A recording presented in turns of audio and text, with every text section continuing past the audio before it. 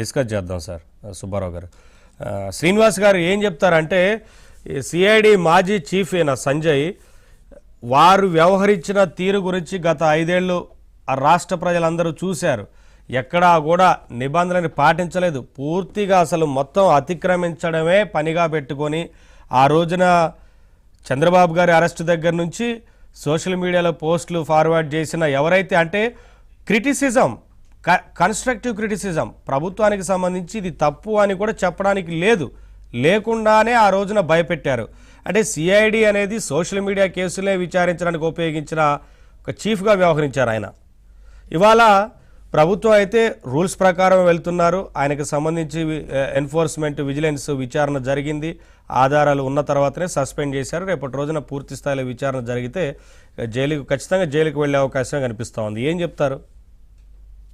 ఏముంది సార్, ఇవాళ మనం ఒక సంజయ్ని గురించి మాట్లాడుకోవాల్సిన పని లేదు. ఇవాళ వైకాపా ప్రభుత్వంలో జగన్మోహన్ రెడ్డి ఏలుబడిలో అరాచకం, అవినీతి ఏ స్థాయిలో జరిగిందనటానికి సంజయ్ ఒక చిన్న ఉదాహరణ. మనకి చాలా ఇప్పుడు ఆల్రెడీ విజయపాల్ ఎక్కడ ఉన్నాడండి? గుంటూరు సబ్ జైల్లో రిమాండ్ ఖైదీగా అనుభవిస్తున్నాడు. అట్లానే గనుల వెంకటరెడ్డి కానీ వీళ్ళందరూ కొంతమంది పరారైపోయిన వాళ్ళు ఇంకా ఉన్నారు. ఇతను కూడా పరారవ్వాలని చూస్తే ఈయన కూడా ఇచ్చేశారు. మొన్న విజయసాయి రెడ్డికి ఎల్ఓసి ఇచ్చారు. ఇవన్నీ ఏంటంటేనండి, ఇతను ఏ స్థాయిలో పెట్టరేగిపోయాడంటే సోషల్ మీడియాలో ప్రభుత్వానికి వ్యతిరేకంగా పెడితే అరెస్ట్ చేసి ఆస్తులు జప్తు చేస్తానన్నాడు. ఇతనికి లేని అధికారాన్ని తెచ్చుకొని ఆస్తులు జప్తు చేస్తామని బెదిరించాడు.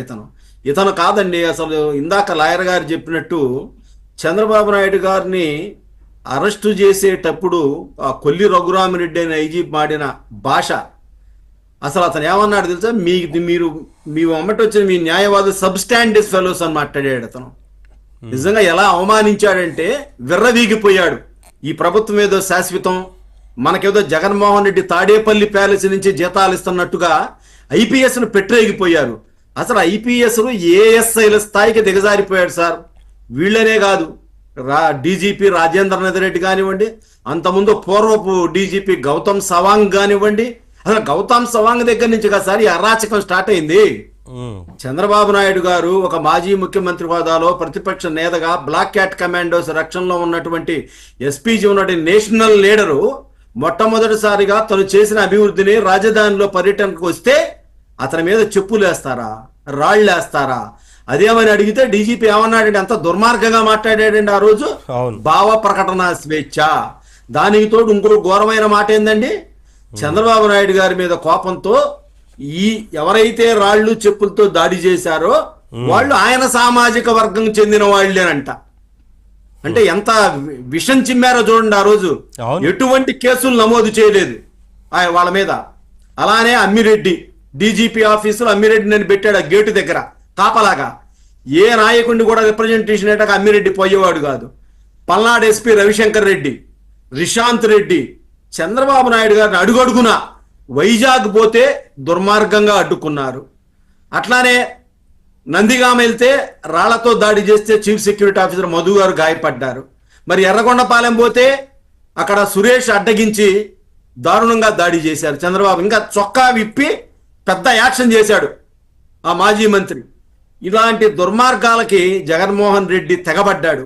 అదే చంద్రబాబు నాయుడు గారు అధికారంలో ఉన్నప్పుడు ఇంకా సెక్యూరిటీని పెంచి ప్రతి నిమిషం కూడా అతని మీద ఏమి ఏగవాలిద్దని భయంతో, ఎందుకంటే అతను ఏదైనా చేసుకోగల సమర్థుడు అన్న ఉద్దేశంతో చాలా జాగ్రత్తగా రక్షణ కల్పించాం. అదే చంద్రబాబు నాయుడు గారు కనుక ఒక కనుసైగ చేస్తే ఆ రోజు అధికారంలో ఉన్నప్పుడు అసలు బయట తిరిగేవాడా, ఇవాళ తిరిగేవాడా అని అడుగుతా ఉన్నా. ఇన్ని దుర్మార్గాలు, ఇన్ని నేరాలు ఘోరాలు చేశారు. ఇవాళకి గుడివాడలో ఓడిపోయిన తర్వాత కొడాలి నాని అడుగుబెట్ల, వల్లభనేని వంశీ అడుగుబెట్ల, వీళ్ళు తాడేపల్లి కార్యాలయానికి విజయవాడకు మొన్న ఈ మధ్య కాలంలో మా రిలేటివ్స్ పెళ్లికి వెళ్తే విజయవాడలో ఉదయం పూట 11:30కి నాని పెళ్లికి అటెండ్ అయితే అతను వస్తున్నాడన్న అతను చూడగానే దాదాపు 90% పెళ్లికి వచ్చిన వాళ్ళందరూ లేచి వెళ్ళిపోయారు. చాలా సిగ్గుతో తలంచుకొని పోయాడే మాట్లాడకుండా. లేడీస్ కూడా తిట్టారు అతన్ని.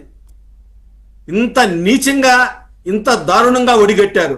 ఇవాళ ఐపీఎస్ ఆఫీసర్లే కాదు, ఇవాళ మనం చూసాం పేపర్లో ఈయనతో పాటు వీసీ ప్రసాద్ రెడ్డి గారు ఆ ప్రసాద్ రెడ్డి గారు అయితే ఆ యూనివర్సిటీలో, ఆంధ్ర యూనివర్సిటీలో అదొక వైకాపా ప్రాంతీయ కార్యాలయంగా మార్చాడు విశ్వవిద్యాలయాన్ని. అవును. మేధావులు తయారయ్యే కర్మాగారాన్ని వైకాపా గూండాలకు నిలయంగా మార్చాడు. రాజశేఖర రెడ్డి బొమ్మ పెట్టాడు అక్కడ. లక్ష్మీపార్వతి గారికి జీతం అక్కడ ఉద్యోగం వేసి. అట్లానే మాకు దగ్గరలో ఉన్నటువంటి ఆచార్య నాగార్జున యూనివర్సిటీ, నాగార్జునుడు నడియాడిన నేల, ఆ యూనివర్సిటీలో ఒక రాజశేఖర్ అని చెప్పి ఒక వ్యక్తిని పెట్టి, అతను కూడా ఇక్కడ రాజశేఖర రెడ్డి బొమ్మలు. వీళ్ళు కనుక ఇంకొక కొద్ది రోజుల టైం ఉంటే రాజారెడ్డి బొమ్మలు కూడా పెట్టేవాళ్ళు ఇక్కడ. అవి విశ్వవిద్యాలయాలుగా ఉండేవి కాదు, అవి వైకాపా గోండా కేంద్రాలుగా మారిపోయాయి. ఇటు విద్యా వ్యవస్థ కానీ, వైద్యం కానీ, పోలీసు కానీ, రెవెన్యూ కానీ, ఐఏఎస్లు ఎంత దిగజారిపోయారండి. ఇవాళ ఐపీఎస్లు 3 జత్వానీ కేసులు ఎక్కడున్నారండి? కోర్టుల చుట్టూ తిరుగుతా ఉన్నారు. ఏ నిమిషంలో అరెస్ట్ చేస్తారని భయపడి తిరుగుతా ఉన్నారు. అంటే కాదండి, వాళ్ళు పోలీసులని మర్చిపోయారు. ఏం చెప్తే అది ఇప్పుడు ఒక వైసీపీకి ఒక ప్రైవేట్ సైన్యంలా పనిచేశారు. ప్రైవేట్ సైన్యంగా సార్, గతంలో రాజశేఖర రెడ్డి ముఖ్యమంత్రిగా ఉన్నప్పుడు తండ్రి అధికారాన్ని అడ్డు పెట్టుకొని ఐఏఎస్లు, ఐపీఎస్లు, మంత్రులు జైలుకి వెళ్ళారు. అవును. అది తెలిసి కూడా మళ్ళా శ్రీలక్ష్మి లాంటి వాళ్ళు వీళ్ళందరూ వచ్చి మళ్ళా ఇరుక్కొని సంతకాలు పెట్టారు.